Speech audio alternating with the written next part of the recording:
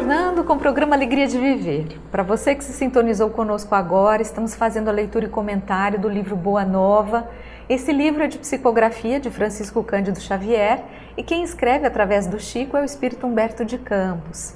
No primeiro bloco, nós vimos então alguns ensinamentos de Jesus, Jesus falando da importância de nós acompanharmos aquele que está sofrendo, auxiliarmos aquele que carregue as suas dificuldades, né? E estar ao lado dessa pessoa. E Jesus continua, porque nesse momento os apóstolos se entreolham, tentando entender o que Jesus está dizendo. E o mestre continua falando, acompanhe conosco no texto.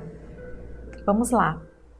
Não esperem por triunfos, que nós não os teremos sobre a terra agora. Nosso reino ainda não é, nem pode ser, deste mundo. Por essa razão, em breves dias, não obstante as minhas aparentes vitórias, entrarei em Jerusalém para sofrer as mais penosas humilhações. Os príncipes dos sacerdotes me coroarão a fronte com suprema ironia. Serei arrastado pela turba como um simples ladrão. Cuspirão nas minhas faces, me darão fel e vinagre. Quando manifestar a minha sede, para que se cumpram as Escrituras, experimentarei as angústias mais dolorosas, mas sentirei em todas as circunstâncias o amparo daquele que me enviou. Nos derradeiros e mais difíceis testemunhos, terei meu espírito voltado para o seu amor, e conquistarei com o sofrimento a vitória sagrada, porque ensinarei aos menos fortes a passagem pela porta estreita da redenção, revelando a cada criatura que sofre o que é preciso fazer a fim de atravessar as estradas do mundo, demandando as claridades eternas do plano espiritual. O mestre calou-se, comovido. A pequena assembleia deixava transparecer sua surpresa indefinível, sem compreender a amplitude das advertências divinas. Foi aí que Simão Pedro, modificando a atitude mental do primeiro momento e deixando-se conduzir na esteira das concepções falíveis do seu entendimento de homem, aproximou-se do Messias e lhe falou em particular: Mestre, não lhe convém exagerar as suas palavras. Não podemos acreditar que você terá de sofrer semelhantes martírios. Onde estaria Deus, então, com a justiça dos céus? Os fatos que você nos deixou entrever viriam demonstrar que o Pai não é justo, não é tão justo. E então, com serenidade enérgica, Jesus diz a ele: Pedro, retire essas palavras. Você também quer me tentar como os adversários do Evangelho? Será que também você não me entende, compreendendo somente as coisas dos homens longe das revelações de Deus? Afasta-se de mim, pois nesse instante você fala pelo espírito do mal. Verificando que o pescador se emocionara até as lágrimas, o mestre preparou-se para a retirada e disse aos companheiros: Se alguém quiser vir depois de mim, renuncie a si mesmo, tome a sua cruz e siga os meus passos. Aqui nós vamos fazer um breve comentário. Olha que coisa interessante. Primeiro, Simão foi reconhecido por Jesus como aquele que falou aquilo que Deus queria. Foi um médium das boas coisas, revelando que Jesus era o Cristo, que era o Filho do Deus vivo. E então Jesus, essa revelação, Simão, é a verdade. Foi meu Pai que falou por você. Depois que tudo foi explicado, que Jesus conta toda a tragédia que ele vai sofrer, ele faz um breve resumo e diz aos discípulos: não fique pensando que nosso destino será a glória. O reino de Deus não é para hoje, nem é para esses tempos, é para o futuro. Importa agora que eu sofra e que isto vai acontecer desta forma. E conta todas as tragédias. Ele prediz exatamente tudo que ele ia passar. Porque tudo isso já estava dito nas escrituras antigas, que o Messias viria e padeceria todas estas coisas, cuspiriam no seu rosto, colocariam uma coroa de espinhos, fariam tudo aquilo que fizeram. Este filme que Jesus vive estava previsto nas escrituras antigas. Não se sabe como que os atuais, os homens que vieram depois não puderam reverenciar Jesus, porque lendo os velhos ditos dos profetas do passado, você vê acontecerem com Jesus as mesmas coisas.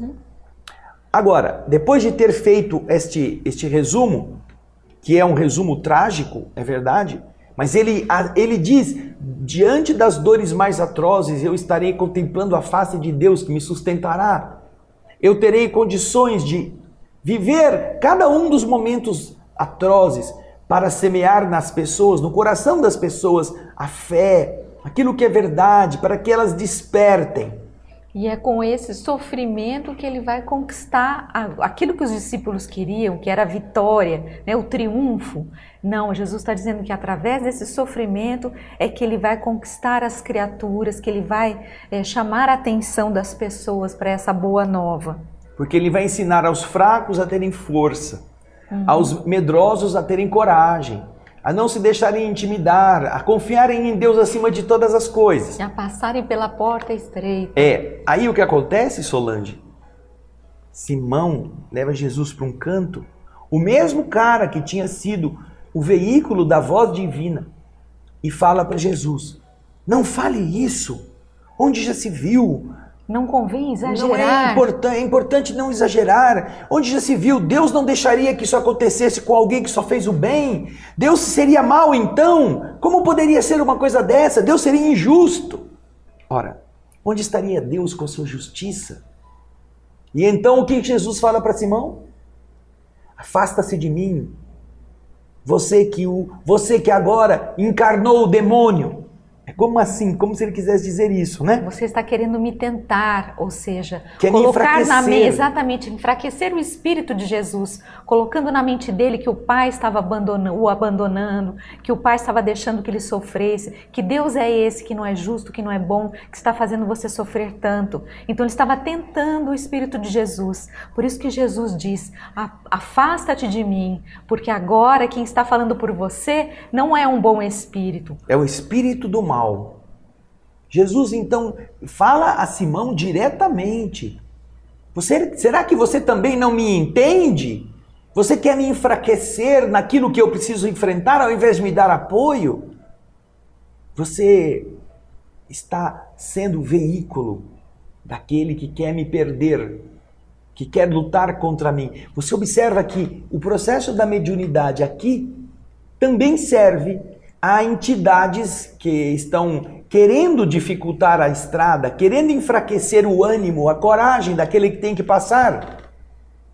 Alguma pessoa às vezes fala assim: eu estou empenhado em conseguir realizar uma obra benemerente de tal natureza. E aí você fala assim: mas é muito difícil, eu acho que você tem que pensar, porque você vai sofrer muito.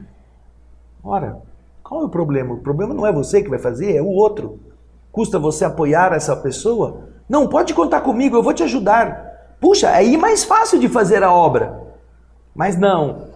A pessoa, ao invés de ser uma pessoa otimista, o que ela faz é sempre criar um problema. É sempre ver que não é possível. É sempre ser aquela pessoa que vai pôr uma vírgula.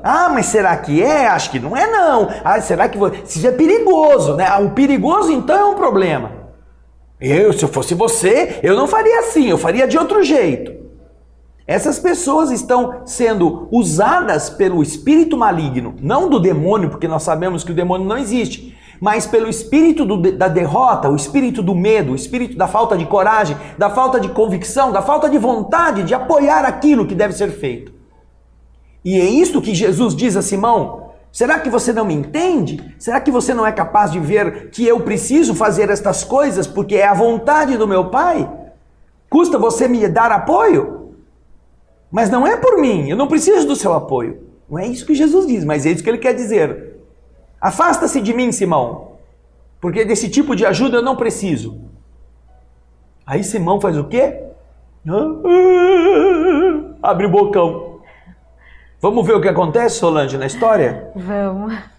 Bom, a gente vê então, verificando... Saiu do paraíso, né, Solange? Desculpa, saiu do paraíso, ou você falou a voz de Deus. Tava Agora tão feliz. você está no Satanás, abraçado com você, Simão. Ele deu uma bola fora. E aí ele fica todo entristecido e as lágrimas correm, porque ele não compreende, ele estava tentando ajudar Jesus. Quando Jesus vê que ele está emocionado até as lágrimas, o mestre se prepara para ir embora. E diz aos seus companheiros o que está escrito aí. Se alguém quiser vir depois de mim, renuncie a si próprio. Pegue a sua cruz e siga os meus passos. Não é você me atrapalhar o meu caminho. É você fazer o que eu faço, se você quiser, renunciando aos seus interesses. Os interesses de Simão era que Jesus fosse o vencedor, que ele poderia ser, quem sabe, o primeiro-ministro, o governador, né? É a mente pequena, interesseira. Jesus diz a ele, olha, eu vou. Quem quiser vir depois de mim, renuncie a si mesmo. Ah, eu queria ficar na sombra, mas está chovendo, vai ter que tomar chuva.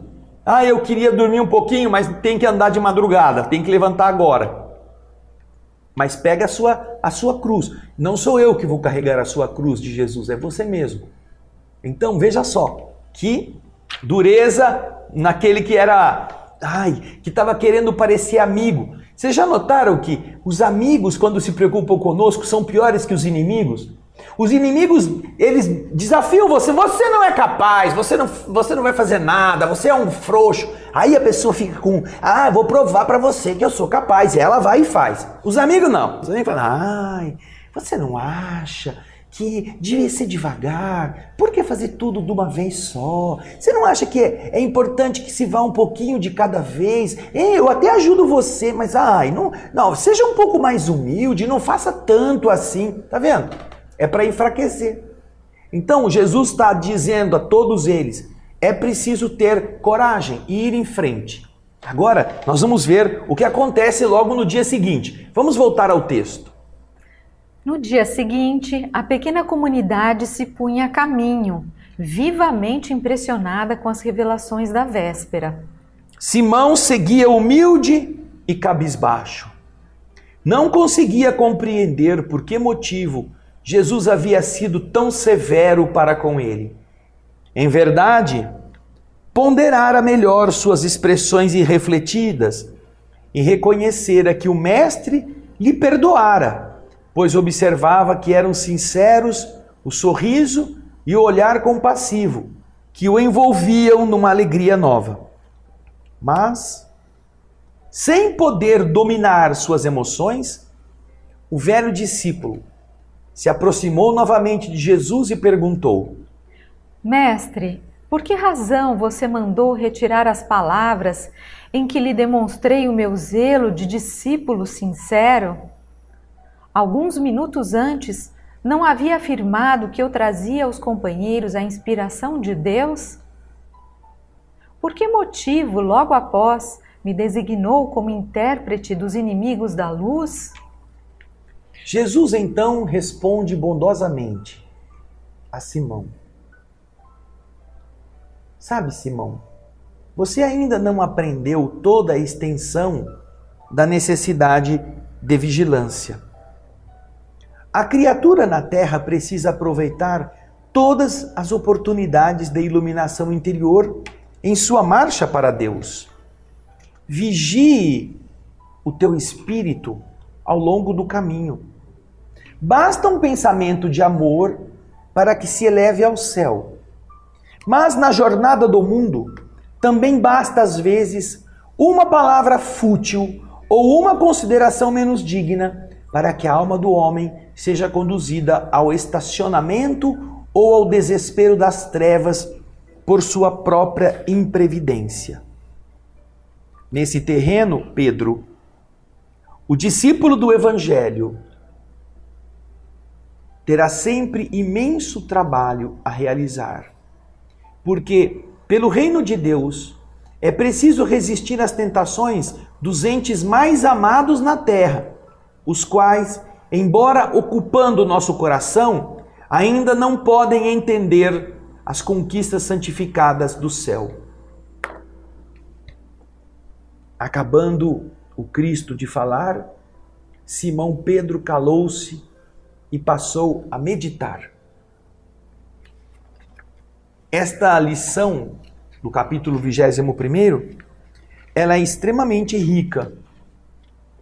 Porque este final, quando Simão quer entender por quê, que no momento ele tinha falado a voz de Deus, entre aspas. Outro momento, Jesus disse, afasta de mim, ó Satanás. Você está falando a voz do demônio, do maligno. Jesus então explica para ele a necessidade da vigilância. E é a partir daí que nós devemos entender qual é o poder construtivo da nossa palavra e o poder destruidor da ideia que a gente lança. É preciso compreender que cada um está num patamar evolutivo, numa capacidade de percepção. Porém, a nossa visão dentro do ensinamento de Jesus, que ele mesmo coloca aqui, nos coloca numa responsabilidade para com aquilo que vamos externar. Um bom pensamento, numa simples frase, pode ajudar uma pessoa a vencer um desafio muito grande. Porém, uma palavra fútil, uma consideração menos digna, para que a alma do homem seja conduzida ao estacionamento ou à derrota, é um passo. Uma brincadeira irônica, uma referência de menosprezo, pode fazer afundar um ser humano. E aqui, Jesus diz o seguinte: Pedro, neste terreno, o discípulo do Evangelho terá sempre um imenso trabalho a fazer, porque ele está trabalhando pelo reino de Deus. E por causa disso é preciso resistir às tentações daqueles entes mais amados sobre a terra. É o seu filho que vai pedir à mãe para que ela negue Jesus. É o capítulo 15, Joana de Cusa. Ela está lá presa ao madeiro que vai ser queimada, o filho está sendo chicoteado e pede para ela renegar a crença em Jesus. O filho que não entende o que significa Jesus pede, mãe, por mim, renuncie a Jesus. E a mãe manda ele calar a boca, porque Jesus era inocente e foi crucificado. E eles estavam ali para dar testemunho disto. E ela não nega Jesus e morre queimada.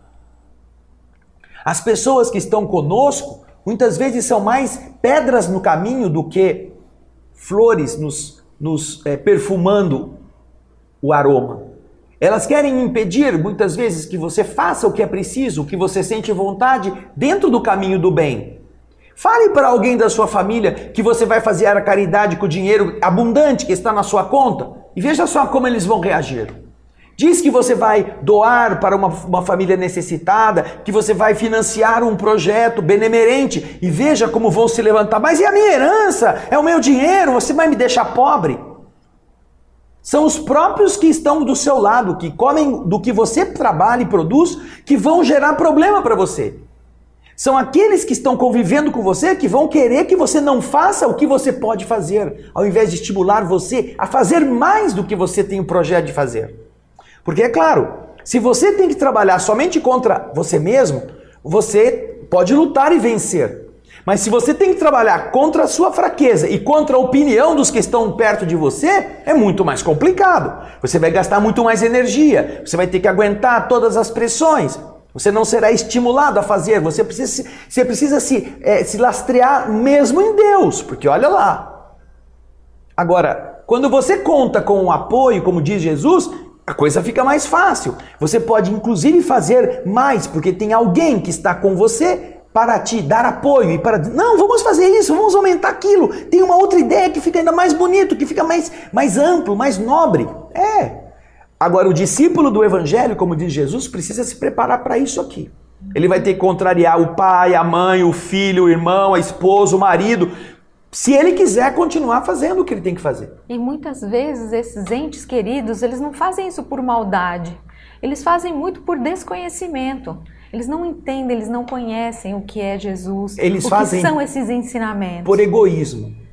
Como eles não conhecem essas coisas, eles pensam neles. Eles pensam no seu conforto, eles pensam nos seus planos de vida pessoais. Eles, como os discípulos, não estão pensando que Jesus veio cumprir um plano que vinha desde os velhos profetas e que ia até mais para frente. Não, nós queremos sermos os vitoriosos. É o egoísmo, no caso dos discípulos, o egoísmo de classe.